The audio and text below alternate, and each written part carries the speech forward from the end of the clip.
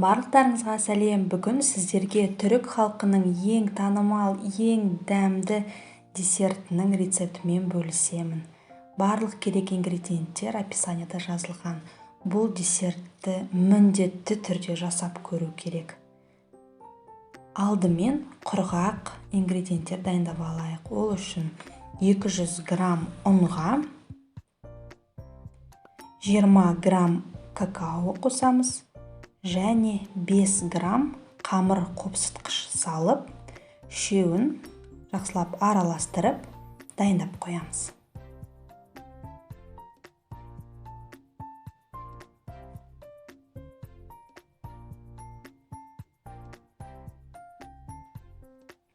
Енді екінші бір бөлек ыдысқа 2 жұмыртқамызды және 180 грамм қантымызды салып, миксермен жақсылап араластырамыз.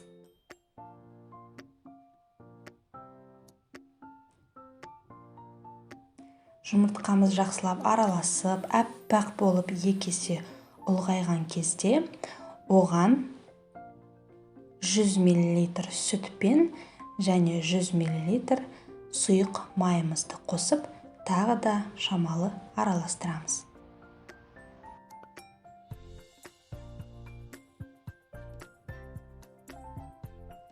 Одан кейін аз-аздан құрғақ ингредиенттерді қосамыз.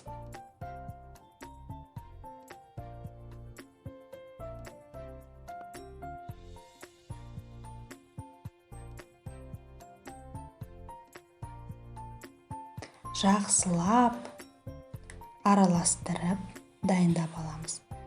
Енді пирогымызды пісіретін формамызға, менің формамның көлемі ұзындығы 33, ені 23.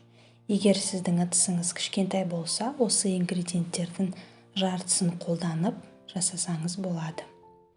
Енді осыған біздің массамызды құйып, формаға жақсылап жайып аламыз. 180 градус қызып тұрған пеште 40 минут пісіреміз. Піскенін таяқшаны тығып көруге болады. Енді бөлек ыдысқа, отқа қоятын темір ыдысқа 600 мл сүтімізді және 40 грамм қант, 20 грамм ұн және 30 грамм жүгері крахмалын қосып, венчикпен жақсылап түйіршік қалдырмай араластырып аламыз. Енді осыны орташа отқа қойып, үзбей араластырып тұрамыз. Егер араластырмасаңыз, асты жабысып күйіп кетуі мүмкін. Сондықтан қоюланғанша араластырып тұрамыз. 5-7 минуттай уақытыңыз кетеді.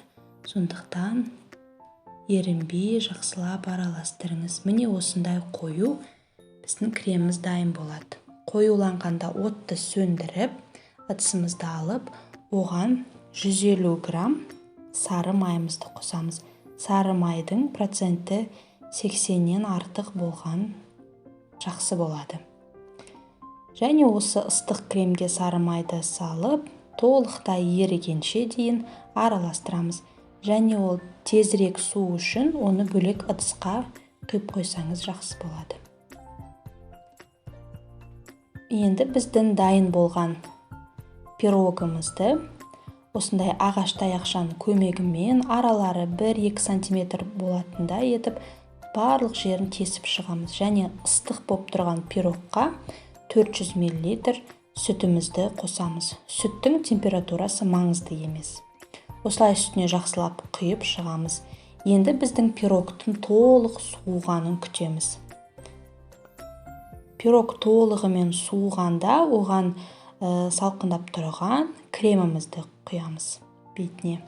Кремді құйып, жақсылап тегістеп, енді осыны 3-4 сағатқа тоңазытқышқа салып қоямыз.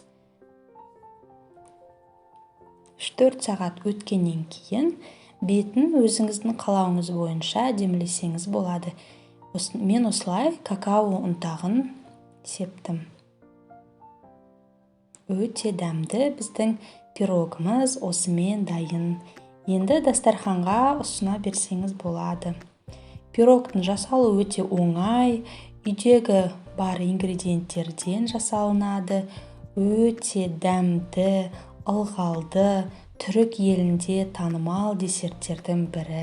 Жасап көріңіздер. Видео ұнаса, лайк басып, каналыма тіркелуді ұмытпаңыздар. Назарыңызға рахмет. Ас болсын.